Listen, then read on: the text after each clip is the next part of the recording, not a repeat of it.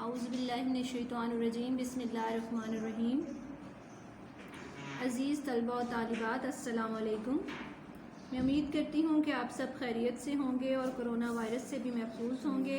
اللہ تعالیٰ ہم سب کو اس وبا سے محفوظ رکھے، آمین۔ آپ کو تدریسی سرگرمیوں سے وابستہ رکھنے کے لیے اقرا پبلک ماڈل اسکول کی انتظامیہ اور سٹاف نے آن لائن کلاسز کا آغاز کیا ہے۔ اس کے لیے آپ کی شمولیت اور تعاون ہمارے لیے بہت ضروری ہے۔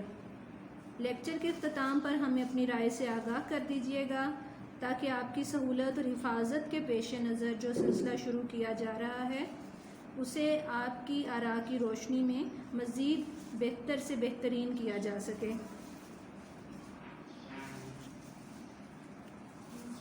یہ کتاب آپ دیکھ رہے ہیں نہم کلاس کی اردو کی کتاب ہے۔ آج ہم اس کا پہلا لیکچر شروع کر رہے ہیں۔ آپ بھی اپنی اپنی یہ کتاب کھول لیجئے۔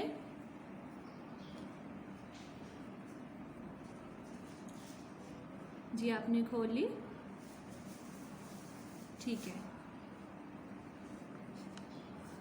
پہلا سبق ہے آپ کا ہجرت نبوی صلی اللہ علیہ وآلہ وسلم۔ اس کے مصنف مولانا شبلی نعمانی ہیں اور ان کی تحریر سیرت النبی سے یہ لیا گیا ہے۔ سبق کو شروع کرنے سے پہلے ہمیں مولانا شبلی نعمانی کے بارے میں کچھ معلومات کو جان لینا بہت ضروری ہے۔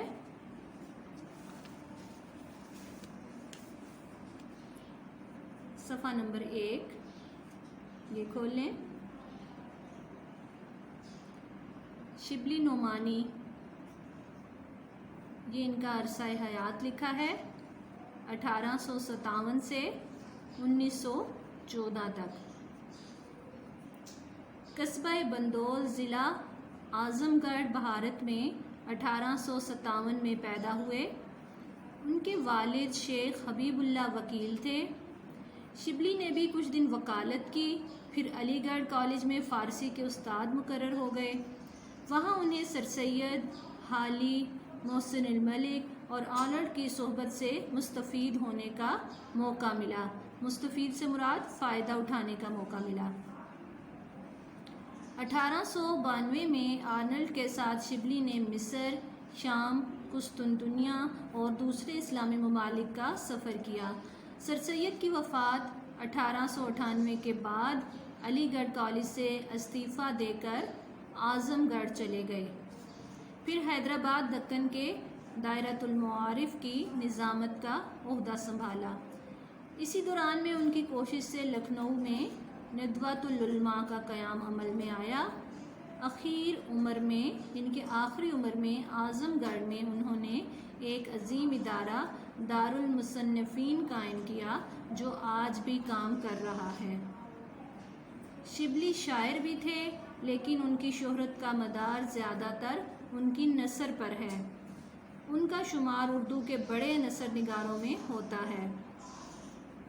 شبلی نے اگرچہ متنوع موضوعات مثلاً تاریخ، تنقید، سوانح، سیرت، تذکرہ، ادب، معاشرت، عقائد، تصوف اور سیاست پر قلم اٹھایا، مگر ان کے طرز اظہار میں ادبیت کی شان موجود ہے۔ جوش بیان، ایجاز و اختصار، روانی اور برجستگی، محققانہ انداز، غنائت اور شعریت ان کے اسلوب بیان کی نمایاں خصوصیات ہیں۔ شبلی کی تمام ادبی کاوشوں سے قطع نظر ان کا سب سے بڑا ادبی کارنامہ ان کا انداز بیان ہے۔ شبلی کی متعدد تصانیف ہیں۔ ان اہم تصانیف میں شعر العجم 5 جلدیں، الفاروق، المامون، سیرت النعمان، الغزالی، سوانح مولانا روم، سفر نامہ روم و مصر و شام اور سیرت النبی صلی اللہ علیہ وسلم شامل ہیں، اور اسی سے ہی یہ آج کا سبق ہمارا لیا گیا ہے۔ اب صفحہ نمبر 2 کھول لیں۔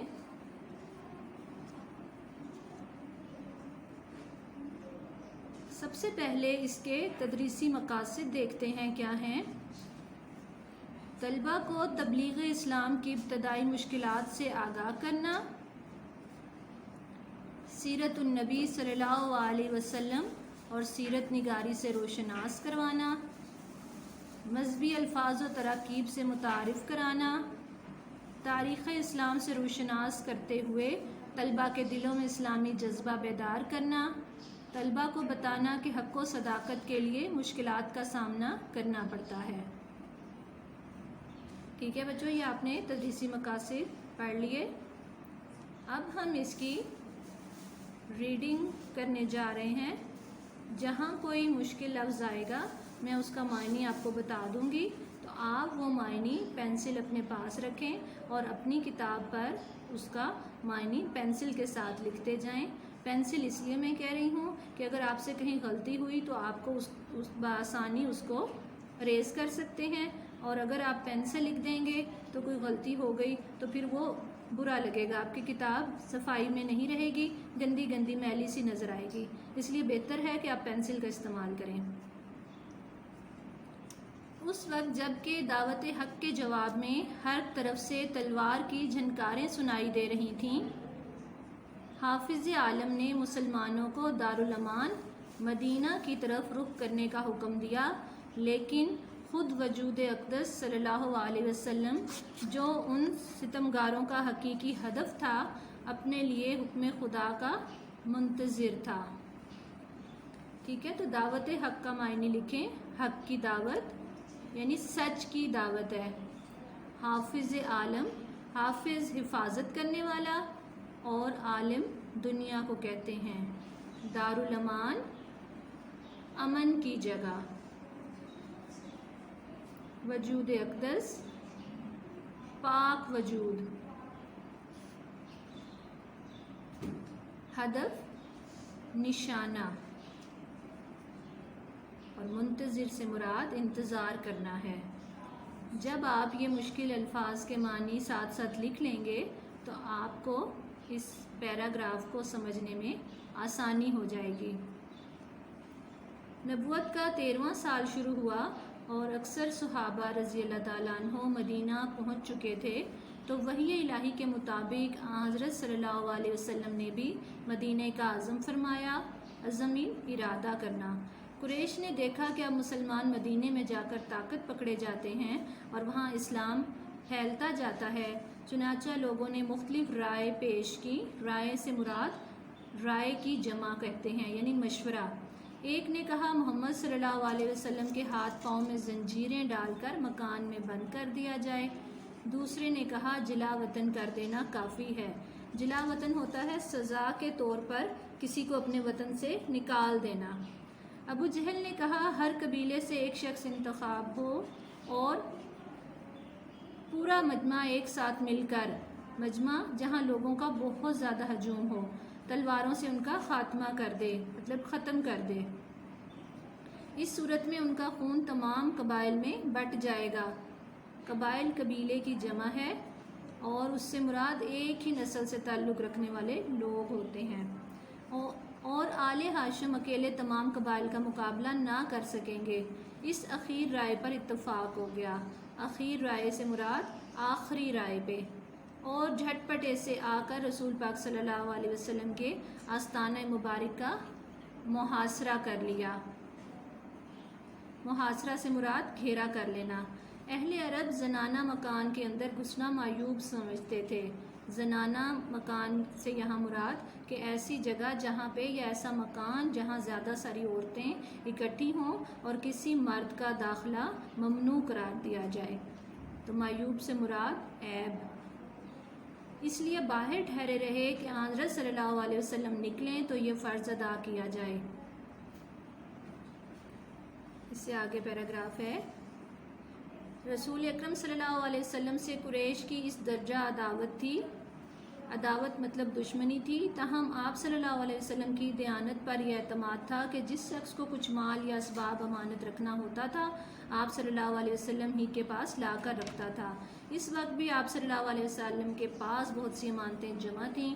آپ صلی اللہ علیہ وسلم کو قریش کے ارادے کی پہلے سے خبر ہو چکی تھی۔